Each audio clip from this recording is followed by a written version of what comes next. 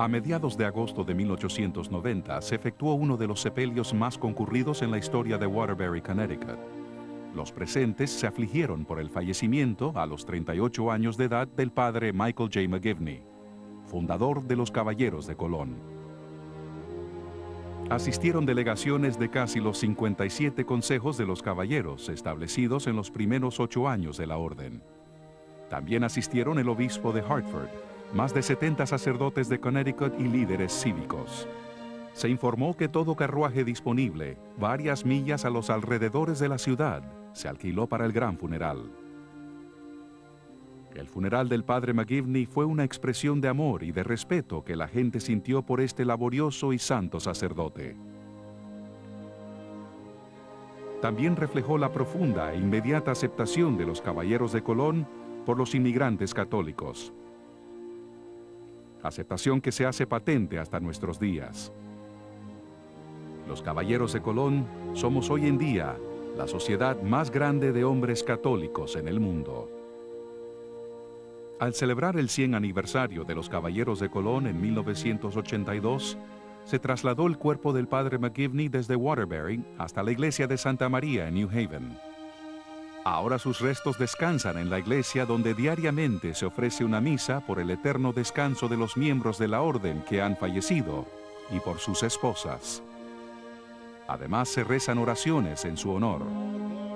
Por Cristo, con Él y en Él, a ti Dios Padre Omnipotente, todo honor y toda gloria por los siglos de los siglos. El padre McGivney nació en Waterbury el 12 de agosto de 1852. Sus padres Patrick y Mary Lynch McGivney habían llegado durante la gran ola de inmigrantes irlandeses en el siglo XIX. Patrick McGivney era moldeador entre el calor y los gases nocivos de una fundición de bronce en Waterbury. Mary McGivney fue madre de 13 hijos, de los cuales 6 murieron en la niñez. Así, el primer hijo, Michael, junto a 4 hermanas y 2 hermanos, desde temprana edad conocieron el dolor y la severa garra de la pobreza. También aprendió sobre el poder que tiene el amor, y sobre la fe y la fortaleza que brinda la familia. Estudió en las pequeñas escuelas de distrito de los vecindarios de clase obrera de Waterbury.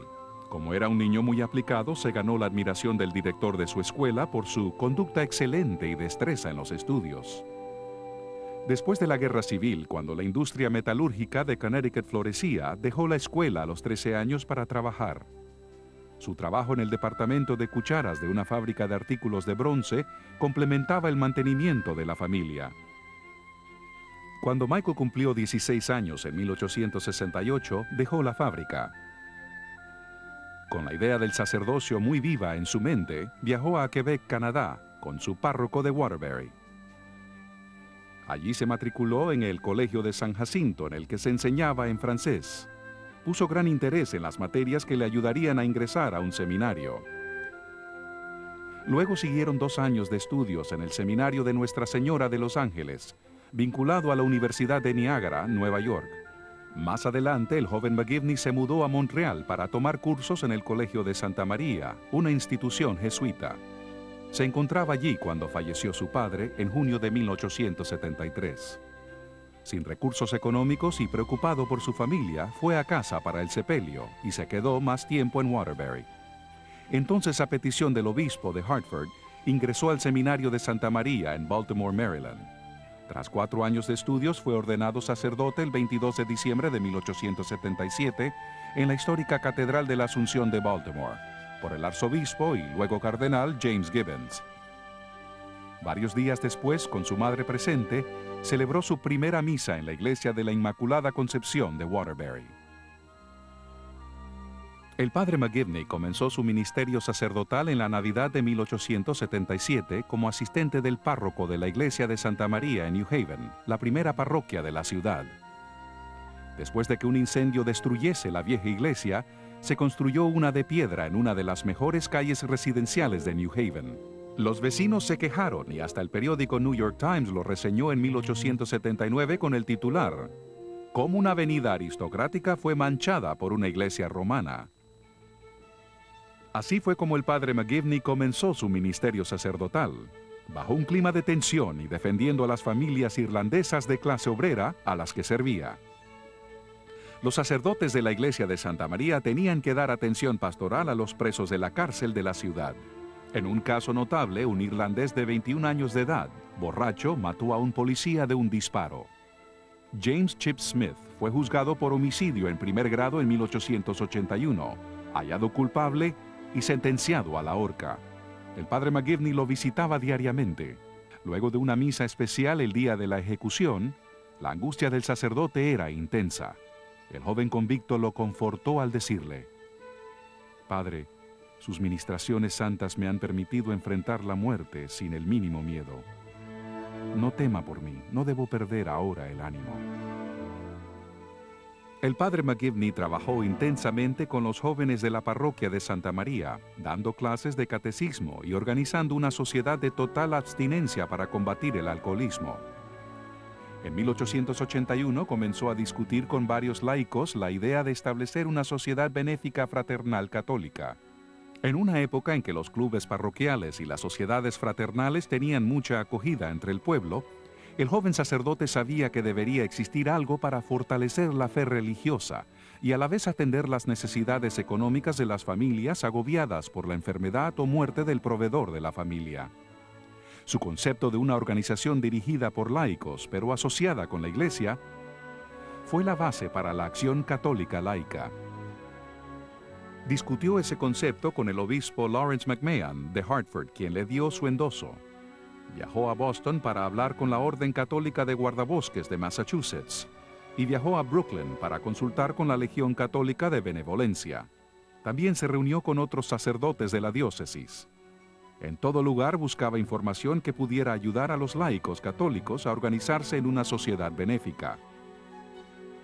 Quienes conocieron al padre McGivney durante ese periodo quedaron impresionados por su vitalidad y entrega.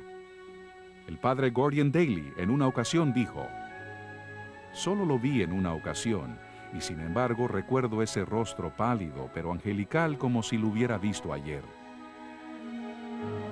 Era el rostro de un sacerdote y eso lo explica todo. Era un rostro que reflejaba una paz increíble. No había nada severo en ese semblante, aunque tenía una gran energía. William Geary, uno de los fundadores de la orden, dijo que en la primera reunión del Consejo en 1882, el padre McGivney fue aclamado como fundador por 24 hombres llenos de regocijo y agradecimiento, quienes reconocieron que sin su optimismo, su determinación de alcanzar el éxito y sin sus opiniones y consejos, hubieran fracasado.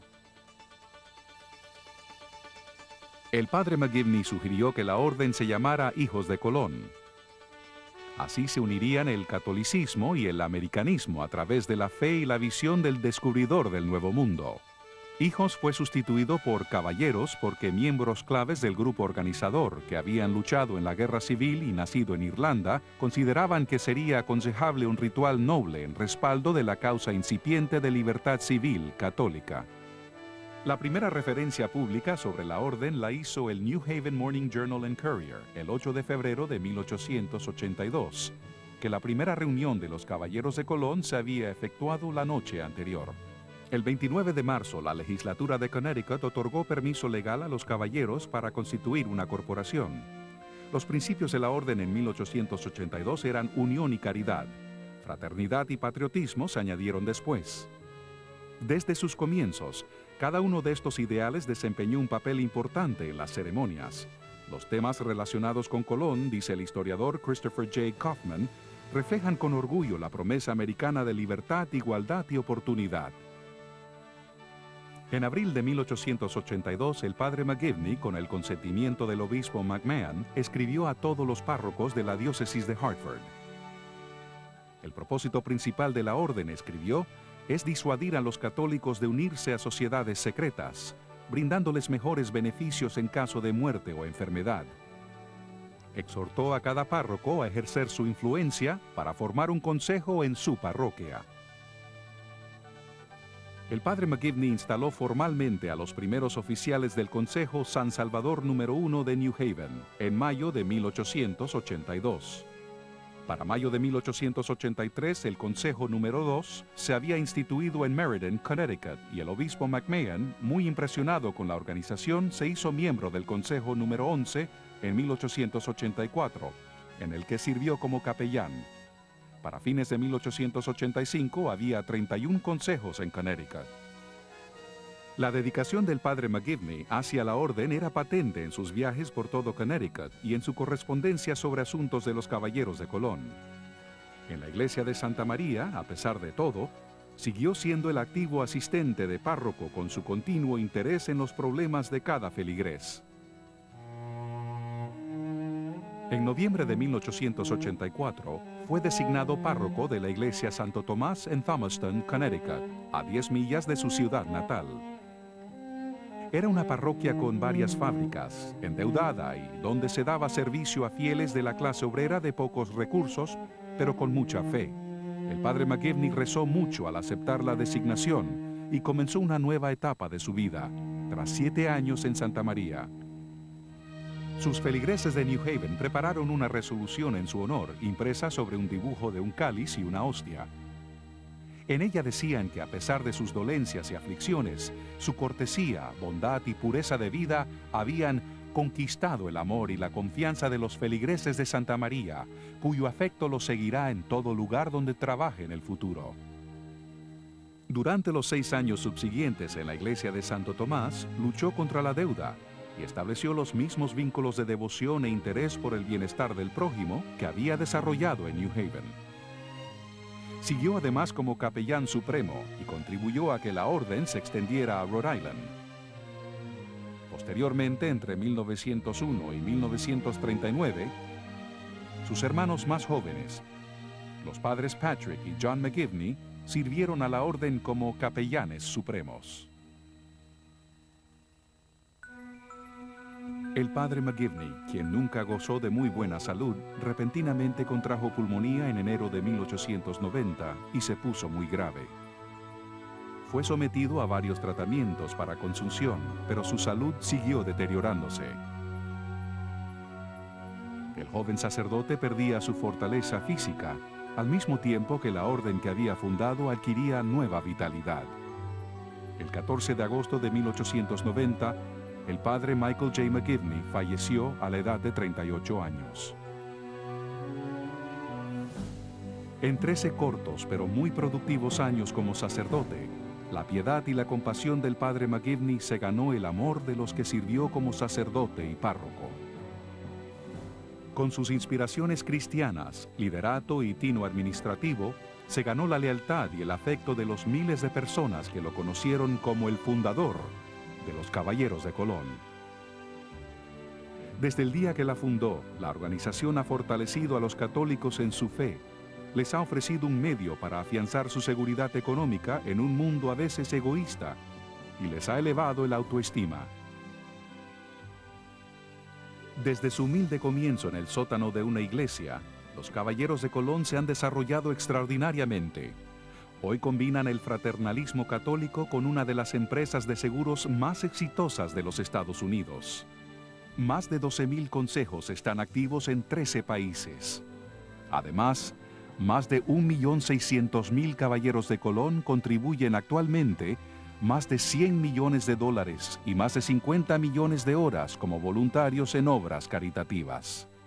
Las 4 torres de sus oficinas centrales internacionales simbolizan la entrega de toda la orden a la caridad, unidad, fraternidad y patriotismo. La iglesia de Santa María de New Haven, que ha sido restaurada completamente y alberga el sarcófago de granito pulido con los restos del padre McGivney, ahora es el santuario donde los Caballeros de Colón hacen sus peregrinaciones al lugar donde nació la orden. En la primera misa en memoria de todos los caballeros fallecidos, celebrada en el año de la muerte del padre McGivney, se dijo: «Fue un hombre del pueblo. Sintió gran interés por el bienestar de toda la gente. Y toda la bondad de su alma sacerdotal se manifestó aún más en su incesante labor por ayudar a mejorar la situación del prójimo. Oh reverendo fundador, ese acto singular vuestro que dio vida a los Caballeros de Colón con toda certeza os ha hecho merecedor del gozo perpetuo y la paz eterna.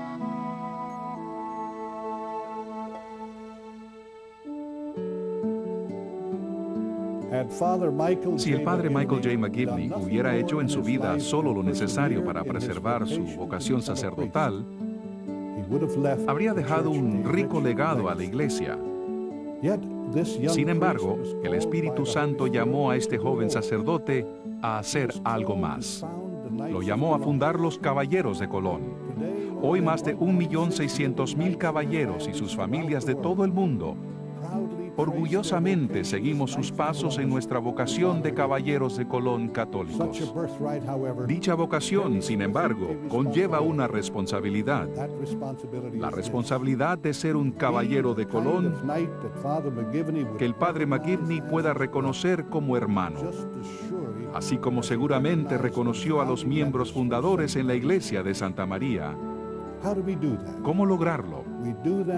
Lo logramos practicando los ideales de caridad, unidad, fraternidad y patriotismo de nuestra orden. Lo logramos participando en el grupo en pro del padre McGivney y rezando por la causa de canonización de nuestro fundador.